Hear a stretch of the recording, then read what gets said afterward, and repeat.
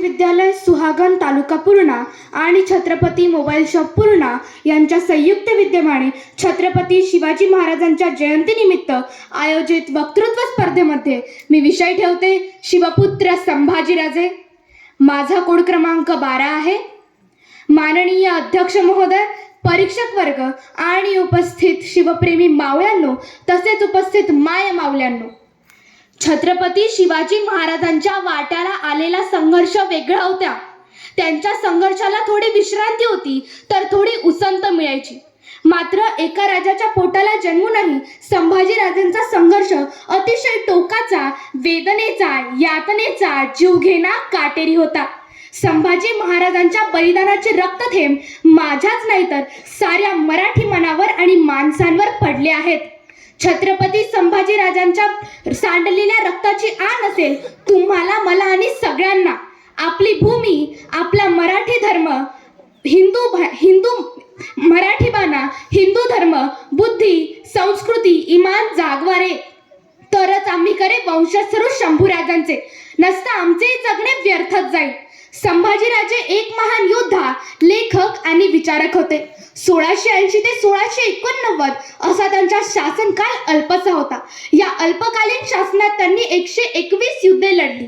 तसेच ते संस्कृत, मराठी, हिंदी, फारसी इतक्या भाषेत पारंगत होते. तसेच ते युद्धकलेतही निपुण होते. एवढेच नव्हे तर बुधभूषणम नखशिक नावाचे ग्रंथही लिहिले. भारतातील सगळ्या शूरवीरांची यादी काढली तर वरच्या क्रमांकावर शंभूराजांचे नाव येते. अवघे 2 वर्षाचे असते शंभूराजे. त्यांची आई सईबाई यांचे देहावसन झाले.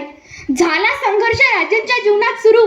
ते त्यांच्या श्वासाच्या अंतिम क्षणापर्यंत त्यांची पाठ सोडलीच नाही संघर्षाने. सुख, चैन, समाधान, विश्रांती हे राजांच्या जीवनात परावलीचे शब्द होते. माझ्या राजांनी अभ्यास कशाचा करावा?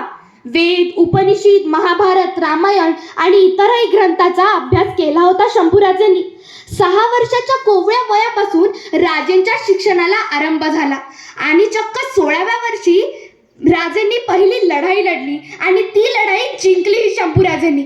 आमच्या पोरांना 16व्या वर्षी व्यवहारातील टकी कळत नाही आजही.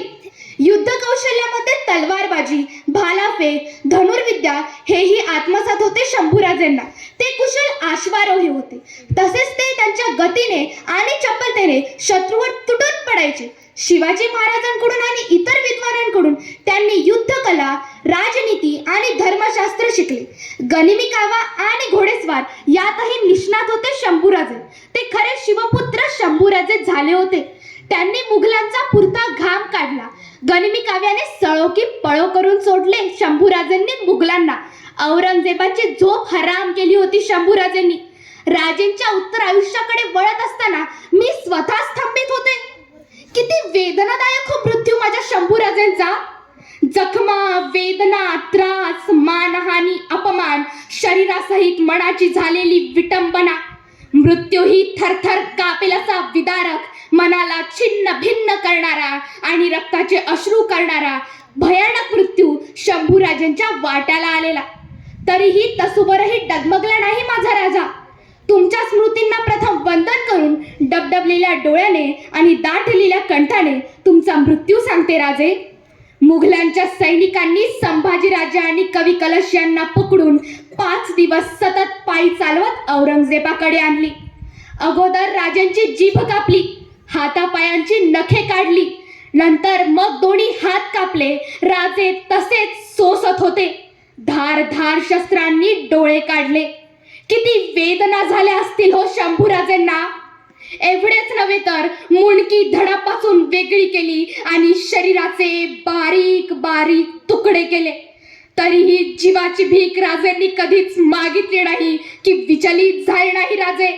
शिव शिव म्हणत महादेवाचे नामस्मरण करत शंभूराजांनी आपल्या प्राणाची आहुती दिली. एवढे बोलून माझ्या शब्दांना इथंच थांबवते. जय हिंद, जय महाराष्ट्र. धन्यवाद.